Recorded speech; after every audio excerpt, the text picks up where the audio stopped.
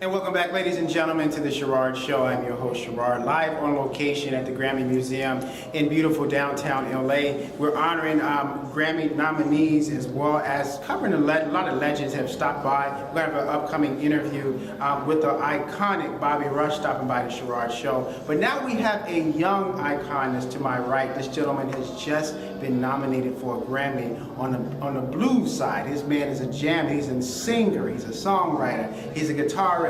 He's an all-time and all-around musician. And he stopped by the Sherard Show, so excited, all the way from Mississippi. Give it up, ladies and gentlemen, for Mr. Cedric Burnside. Welcome to the Sherard Show. How are you, Thanks sir? for having me, man. First, congratulations, man. You're welcome. I'm very honored to have you. Congratulations on being nominated for a Grammy. How do you feel this evening? Wow, man.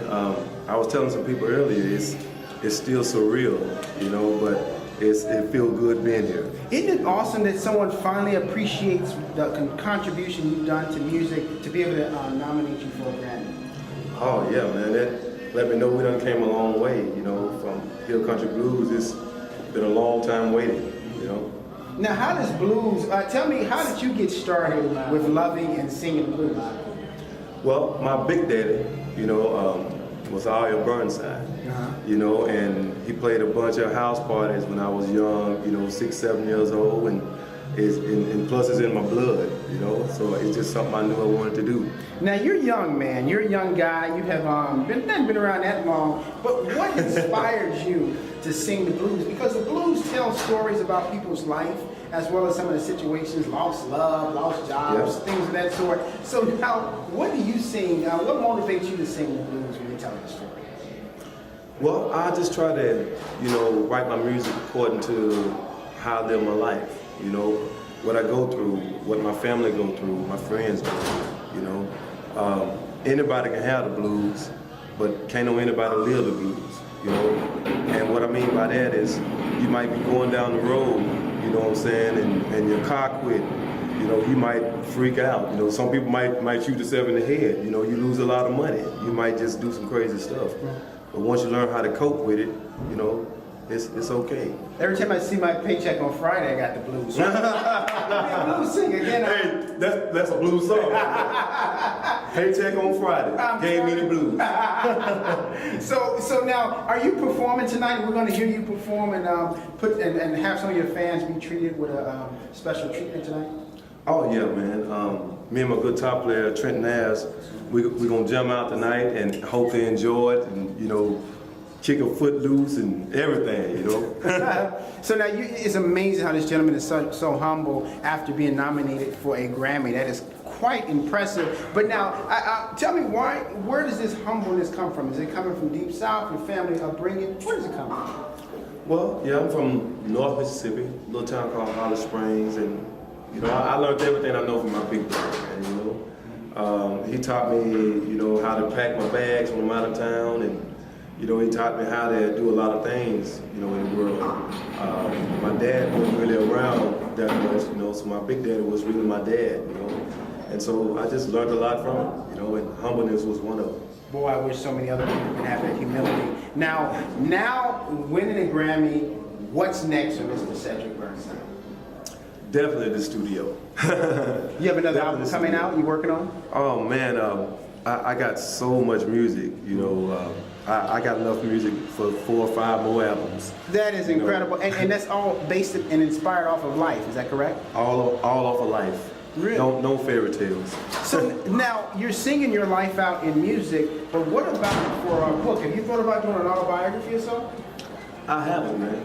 You know, and I doubt if you know, if I thought about it, I wouldn't even have the time, you know, much as I travel and play my music, you know. But you know, I hope people can relate to it, and you know, maybe they done been there and done that just like I have. You know? Cedric, I'm going to ask you on camera because I need to get a witness here. So you're going to autograph a CD for me tonight? Well, I ain't got no CDs, but I got some download cards, and I autograph one of those for you. Cedric, thanks for stopping by the Sherard Show. Sherard, thanks for having me, man. Congratulations, we really appreciate you stopping by. Thanks a lot. Best in your career, right? Appreciate it, man. I'm Sherard. When we come back, we're going to have more live from the Grammy Museum in downtown LA right after this. And welcome back, ladies and gentlemen, to the Sherard Show. I am your host, Sherard, on location at the Grammy Museum in downtown LA. We just had the Grammy-nominated Cedric Burnside stop by the show. Very humble gentleman. He's very gracious. Big things from the man is 40 years old, and he's already won a Grammy. What did you win today? And now he stopped by the Sherard Show. Big things for him. But also we have that just stopped by the show. To my right, this gentleman is also the lead guitarist who's on this album as well. And he stopped by all the way from Mississippi, am I correct? Yes, sir. You are correct. And tell everybody back home what your name is, sir. Trenton Ayers. Trenton Ayers, you can Google him. He is a bad guitarist and he stopped by. Welcome to the show. How are you today, sir? I'm great. So what brings you all the way here to Los Angeles? Well, I came out here with Cedric just to do the, I can't say just to do, but, to do the Grammys and all that, and just trying to do what I do. It's mesmerizing that all of these young blues players have stopped by. Now I'm seeing, because when you think about blues, you think about people that are synonymous that are much older. You're young, so what's gotten you to, or inspired you to start singing the blues? My mother and my father. And how is that?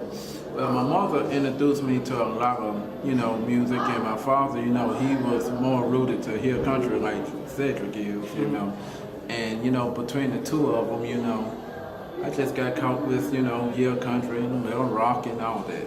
And blues tells wonderful stories. Matter of fact, it never gets old. That's amazing. Yes. Blues has been here for so long, and it's here to stay. What about it? Yeah, it's gonna stay here forever if I got anything to say, really. Cedric got my to say, really. It's gonna stay around for a while. I mean, it's the water of all music, so it's very intriguing for me to be doing this because it's something I love to do. Now, do you have a solo album coming out, or are you just continuing to work with Cedric? I'm gonna do both, actually. I'm gonna do a solo album and continue. The work with Cedric is an honor, so they're gonna continue that happen. So yeah. That is pretty awesome. We thank you for stopping by, Trent. And very impressive young man. You got to see him tonight. You're performing tonight, correct? Yes, sir. So you got to see his performance as well and see him get down. He is with Cedric Burnside and Stop by the Sherard Show. Thanks again. When we come back, we're going to have more right after this. So, ladies and gentlemen, we're here live on location at the Blues, at the Grammy Museum in downtown LA, interviewing the iconic Bobby Rush, talking about his career. He's moments from going on stage, performing, having a wonderful time tonight. This is a history in the making. This man has been around for many years, but he's the youngest 82-year-old you'll ever meet. And the one thing about it, he's from Chicago as well. You can tell the way he dressed. The man is getting down, and he's giving us some schooling, so you definitely don't want to miss this on the Sherard Show. So now, Mr. Rush, tell me, how has blues evolved since you started way back when? Well, when you're talking about evolve, you have to educate me on that. You mean how much have it changed? Has it changed? Yes. No, it haven't changed because everything have changed, remained the same. Mm-hmm. You talk about different things. You talk about in a different way. You approach it a different way. Because blues is something that you can't teach no one to do or teach nobody to have. The blues is something that you're born with, it's in you. And the blues don't always have to be something sad. Because the same thing make you laugh, the same thing will make you cry. So now, when you started, and another person that has talked about you a lot is Herb Kent. My good buddy Herb Kent talks about you a lot. Now, Herb Kent and I have been friends, I believe in 1954 we started being friends, 1954. Wow.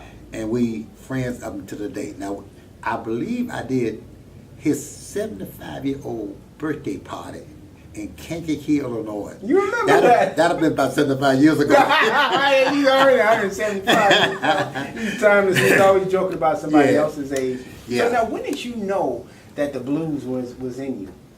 I did not know. It's just something I love to do and something I wanted to do. And, I hear people talk about, well, I'm going to record this because this is what I think white people like. I'm going to record like this. This is what I think black people like. I record what I feel and hope everyone like it. It's not a black and white issue with me. It's something I love to do. And someone asked me after I was in the business for many years, so Bobby Rush, you done made this record called Chicken Head. Now you're gonna make a lot of money. It's a lot of money. You mean I can make money done what I do free? Because I do it for the love of the music. You know, quite naturally, the money come good too. You know, but I was in this for the music, and I love the music, and this is what I was headed out to do. So I'm so happy that I finally can make money on something I love. You know, it's amazing how your career, you know, the accomplishments. First, congratulations Thank to you. the people you've worked, the mentions that I have of different people all over the world who've worked with you and had an honor to be in your presence. This is history in the making, ladies and gentlemen. So now, how were you able to stay so long in the industry when so many things have changed and so many people have come and gone, but you're still here making hits? I don't know how it happened. It's blessed, and I just thank God every day for allowing me the time to do what I'm doing and the energy to keep doing it. Because as of now, tonight, I'm still enthused at what I do, and I'm still learning and enthused, because a man can live a long time without water or food, but you can't live long without hope. I still have hope. I'm enthused by what I do. So coming up with the Jerry Bullers and all the guys you mentioned, the B.B. Kings and the Howlin' Wolf, the Muddy Waters, and Chuck Berry and all these guys, and I look at the guys and say, hey man, I'm glad to be here and among these kind of guys. And I learned so much from these guys, from the guys who taught me, because I learned from guys' mistakes. Let me show you what I'm talking about.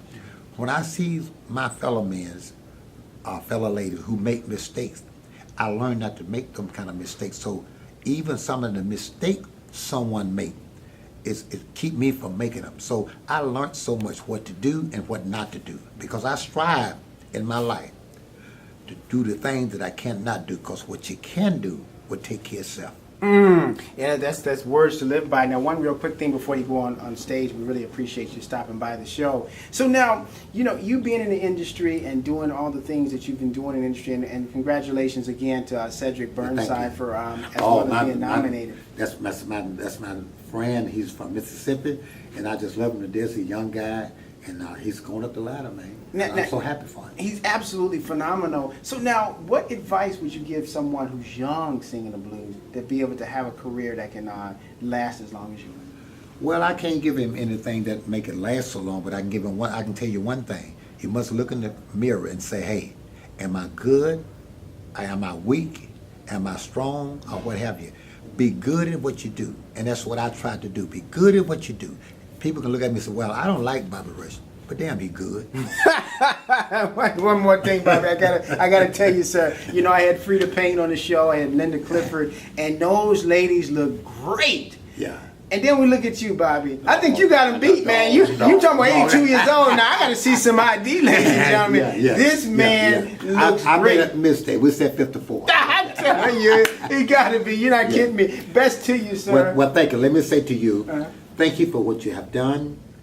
Thank you for what you're doing, what you plan to do, because a show like yours keep the people involved and keep the people aware of what's going on with the guys who in the past who not here to tell you thanks, and the people who not in position to say thanks for what you're doing, because you and what you do will let people know what we do and what we love. We love you for what you do, and keep doing it, because you keep the blues alive.